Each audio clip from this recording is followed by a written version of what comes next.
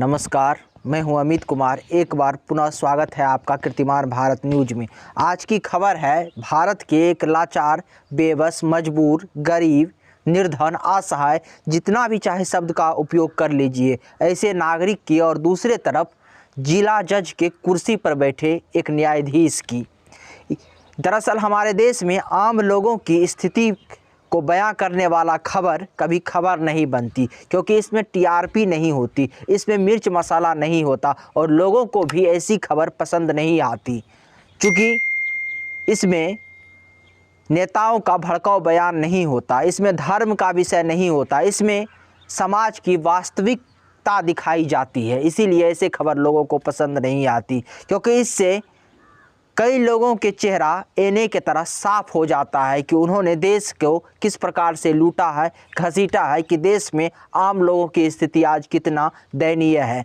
दरअसल बिहार के जहानाबाद के रहने वाले एक बुजुर्ग व्यक्ति जिनका नाम राजन तिवारी है, उन्होंने बैंक से कुछ कर्ज लिया था अपनी बेटी के शादी कराने के लिए। चूँकि राजन तिवारी के पास ये पैसा वापस बैंक में जमा करने के लिए नहीं थे, चूँकि उनकी स्थिति बहुत ही दयनीय थी, वो असहाय थे, वो गरीब थे और बैंक को देने के लिए उनके पास पैसे नहीं थे। बैंक के द्वारा बार बार नोटिस आ रहा था, नोटिस पे नोटिस आ रहा था कि आप पैसा जमा कीजिए बैंक में, लेकिन राजन तिवारी के पास पैसा नहीं था। इसके कारण जो बैंक के मुख्य प्रबंधक महोदय थे, उन्होंने क्या किया, जो राजन तिवारी के पास चूँकि राजन तिवारी का जो लोन था उसकी ब्याज जोड़ के ये रकम लगभग 36,700 की हो गई थी। इस 36,700 में उनको ब्याज माफ़ कर दिया और केवल उनसे कहा कि आपको ब्याज माफ़ कर दिया जाता है, अब आप केवल 18,000 रुपया जमा कर दीजिए बैंक में। सोचिए, केवल 18,000 रुपया। इस देश में आम लोगों की स्थिति कितना ही लाचार है कि उसके पास 18,000 और 36,000 रुपया भी नहीं है। ये सोचने वाली बात है।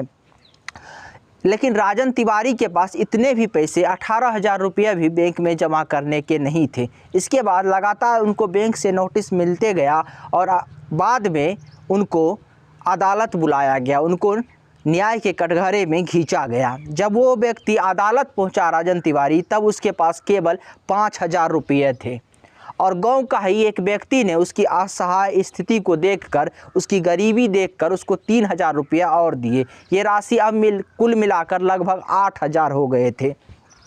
राजन तिवारी जब जज साहब के पास पहुंचे तो जज साहब के पास राजन तिवारी फूट फूट कर रोने लगे।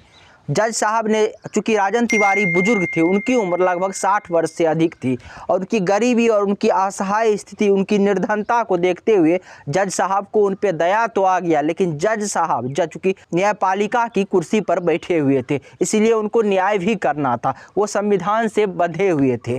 तो जज साहब ने कहा, मुझे तो न्याय करना है, तो चूँकि आपको ये पैसे 18,000 तो जमा करने ही होंगे, लेकिन चूँकि जज साहब एक समाज से भी आते हैं और सामाजिक कर्तव्य का उनको बोध भी था, उनको पता था कि सामाजिक कर्तव्य कैसे निभाया जाता है।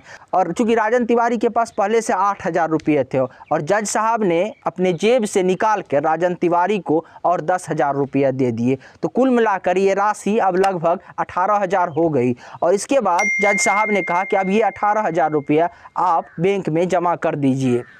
जज साहब ने अपना सामाजिक कर्तव्य का तो निर्वाह किया, बैंक ने नोटिस दिया, दोनों जगह ठीक है, लेकिन इस देश के आम लोगों की जो ये असहाय स्थिति है, जो निर्धनता है, उसको दूर करने की जिम्मेवारी किसकी थी? और जिसकी जिम्मेवारी थी, क्या उन्होंने आज तक अपना कर्तव्य पालन क्यों नहीं किया?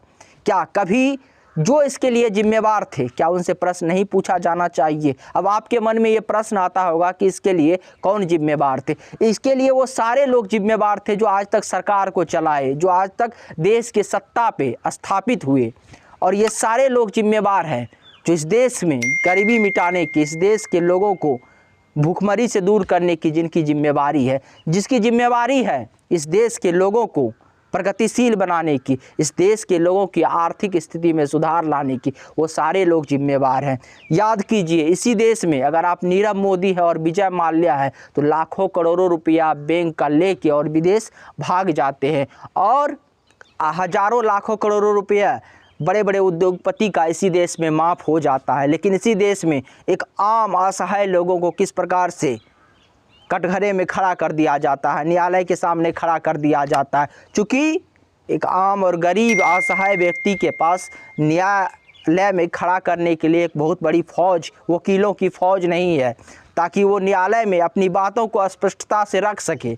वो जज साहब की आंख में आंख डाल के ये कह सके कि माननीय न्यायाधीश महोदय, हमारी इस स्थिति के लिए आज जिम्मेवार कौन है कि हमारे पास 36,000 रुपया जमा करने के लिए नहीं है।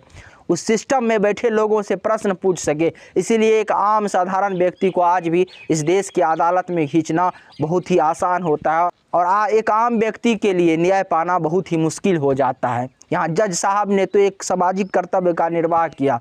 वो सत्ताधीशों से आज प्रश्न नहीं पूछा जाना चाहिए कि इस देश के आम लोग आज भी इतना असहाय क्यों है। ज़रा सोचिए और इस खबर को समझिए और इस खबर में कितना सीख छुपा हुआ है, ज़रा इसको सोचिए। ये खबर नहीं है, ये बयां करता है इस देश के आम लोगों की स्थिति की, इस देश में आज भी आम लोगों की क्या स्थिति है। इसीलिए इसको केवल खबर की दृष्टि से मत देखिए, ये आम भारतीयों की दर्द को बयां करता है। अगर आपको हमारी जानकारी अच्छी लगी तो इस वीडियो को अधिक से अधिक शेयर कीजिए और चैनल को सब्सक्राइब कीजिए। नमस्कार, धन्यवाद।